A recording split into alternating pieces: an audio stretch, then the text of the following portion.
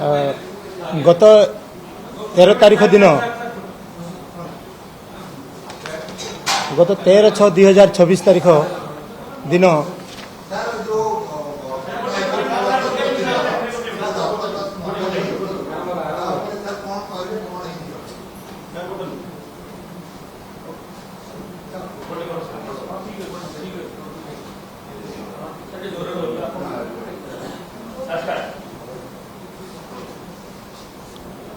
गत 13/6/2026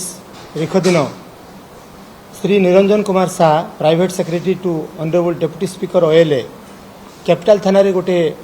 written report देले जे assistant executive engineer Lakshman Hembram of Harichandanpur block एवं assistant executive engineer miss Monalisa Behera Banspal block Keonjhar तो एमाने दुई जण honourable deputy speaker signature forgery करी गोटे लेटर पैड तैयारी करी से माने तांकर ट्रांसफर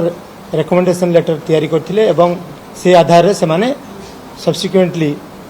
हमर सुंदरगढ़ डिस्ट्रिक्ट को ट्रांसफर होते परे से माने जानिया पाइले जे एटा ए जो लेटरटा जो रिकमेंडेशन लेटरटा होता सेटा फर्जरी थिबारु हमर श्री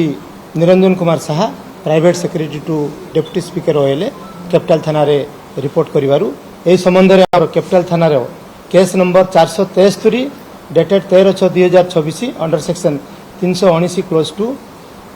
336 क्लोज 3 340 क्लोज 2 3 क्लोज 5 आउ बीएनएस एवं 66 क्लोज सी आईटी एक्ट रे केस रजिस्ट्रेशन करा गला एवं तदंत समय रे आज assistant executive engineer Harichandanpur block रो हमरो लक्ष्मण हेम्ब्रम को गिरफ्त करा जायछि एवं वर्तमान तांको हमें कोर्ट चालान करा जिवो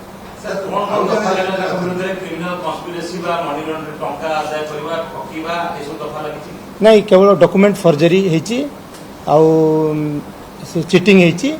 एही संबंधी धारा लागिछि एवं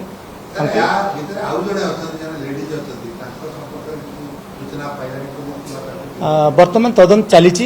तदंत समय आहरी अनेक तथ्य बाहर वर्तमान आम इंटरोगेशन समय से किसी कही ना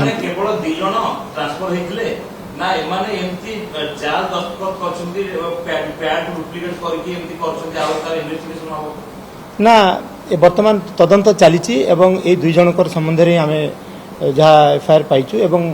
आम इंटरोगेशन समय भी आम असिस्टेंट एग्जीक्यूटिव इंजीनियर जो लक्ष्मण हेम्ब्रम अच्छा सी अधिक किसी आमको तथ्य देना बट तदंत समय आम बाहर करूँ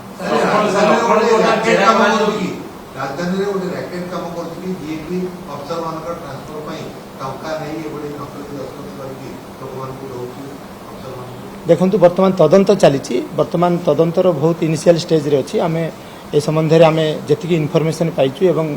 जहाँ इंक्रीमेंटिंग एविडेंस अनुसार ये दुई जन ना आमर आसी आज वर्तमान जड़े से लक्ष्मण हेम्ब्रम वर्तमान पर्यंत से अरेस्ट है ही जना पड़े एवं आमको अधिक तथ्य नहीं आमको किसी अधिक तथ्य से देना